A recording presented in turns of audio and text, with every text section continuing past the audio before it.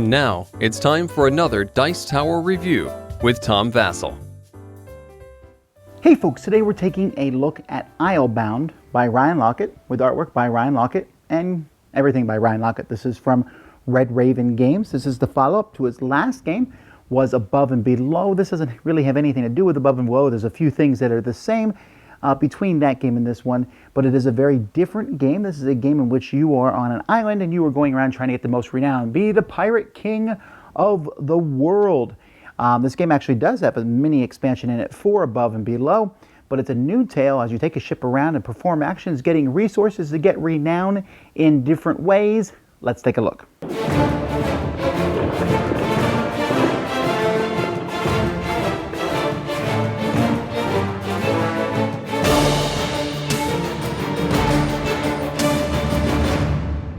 Now in this game, each player is going to start with a ship that has 3 crew members on it, 2 with administrative and a worker, and you're going to be using these crew members over the course of the game, and when you use a crew member, they become exhausted, but some actions will allow you to unexhaust your crew members. Sometimes the crew member will be wounded, which means you turn them over, so then in action, when they're unexhausted, they turn over like that, then they come back up to where you can use them again. You'll notice the different symbols on the other sides of these guys, and that's because they're a mini expansion for Above and Below. You can use these in the other game that Ryan Laukat has designed. You also have a hold here where you can put your resources, fish and wood, and you can have a total of 10 between the 2 of them. And up here you can keep track of your speed. Each player starts with a ship speed of 2, but some crew members can increase the speed of your ship. Now the point of this game is to get the most renown. And part of that is tracked on this board up here. At the top, you'll see that players over the course of the game will be getting renown. When you get to 7 renown, you'll take this tile, which will give you a reward. So this one happens to give you 4 fish. Keep it in front of you. You have 7 renown at the end of the game, and you start over on the track again, moving up. There's also going to be buildings that you will build as the game goes by, and a certain number of buildings is what triggers the end of the game, and each building is going to get points. This one here is worth 3 points, and other buildings might give points at the game end. For this one here, at the game end, you get a renown for every worker that you have that has 2 skills. And so players are going to be trying to get these points in various ways. On a player's turn, they're going to be able to move their ship, and they can move it up to 2 spaces or eventually farther, and then take an action where they go to. Now, if they move to a spot where there is another ship, they have to exhaust one of their administrators, or they cannot move to that spot. Once you do move to a spot, there's different actions you can take. One of the actions is going to basically be, what does that spot say? So in this case, this one gives you an extra, you can get another crew member, and you get a renown. Down here, you can build a building. Here you get 2 wood plus 1 wood for each worker that you have. Over here, this symbol here means unexhaust all your crew members, or you can turn a book in for 2 renown. Up here, I can take a fish or a wood, or I can, and then I can exhaust a crew member to get a book. Up here, I can get 2 soldier cards. All soldier cards look like this, and I get a wood for each worker I have. Below it, down in Borsham, I can pay wood to get a soldier, or I can pay a wood and a coin to take a sea serpent in front of me. And so there's going to be various things that you can do at these places, taking different actions. Now, when you get more crew members, they're going to come from over here. Some crew members, or 1 crew member is free, the other ones cost a coin. And these crew members have different special abilities. You can see this guy here is a worker, but also increase the speed of your ship. This guy lets you put a cube down here, and as a worker, she lets you roll an extra die in combat. And so they're going to have different skills that you want to improve upon. When you build a building, buildings are going to give you special abilities. Each building has a cost at the bottom of it. So this one costs 2 wood and 2 fish. I already mentioned they're worth points.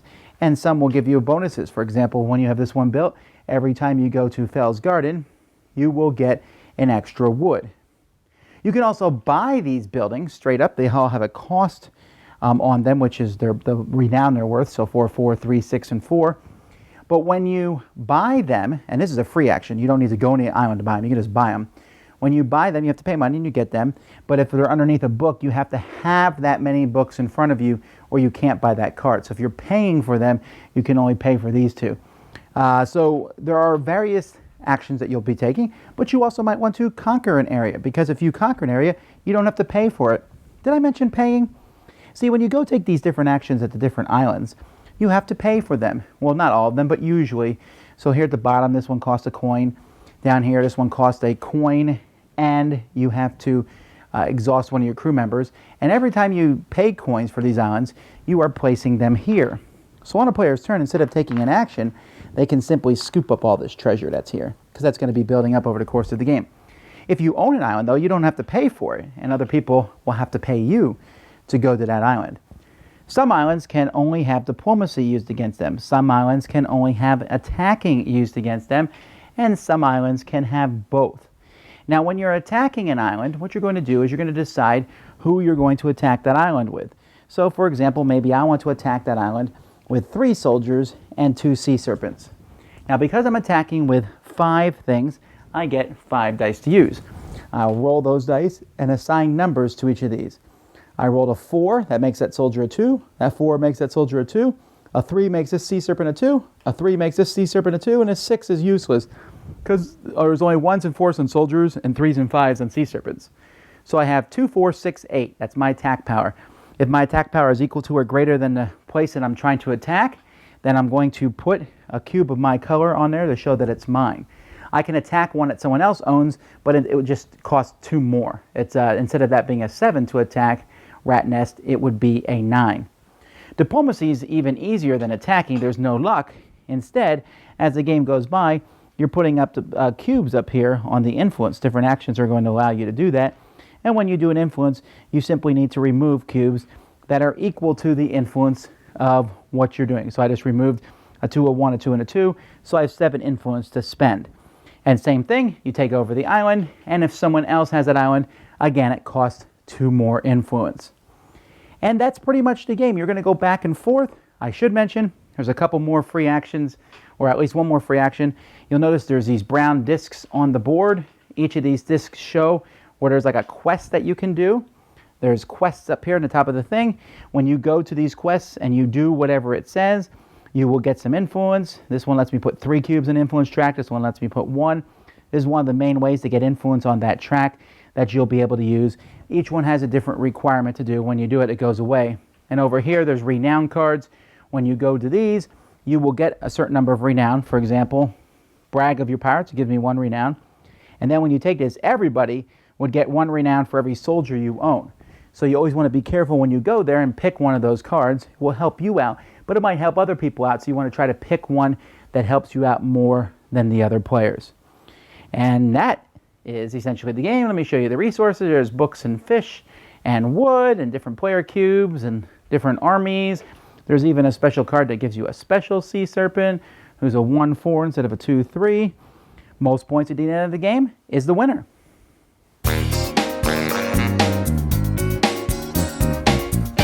Now, the first thing that stands out to me about Islebound is that it's kind of like a hodgepodge. I'm hard-pressed to find anything in Islebound that is new.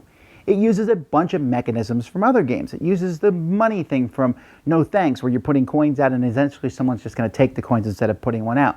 It uses stuff from his own games, from Above and Below. The combat system here is very similar, and the exhausting the crew members to use them for their different abilities or to satisfy costs. To buying a building with money or building it with items, that's from Le Havre. And so there's a lot of different mechanisms here, but they come together in a pretty good way. I don't care that it's a hodgepodge. I like that the game is simple. Really, you move your ship, take an action, next person. And yes, there's attacking in this game and there's diplomacy, but that doesn't really, it's annoying when someone takes your island, I guess, but it's not like it's the end of the world. You can always take it back too.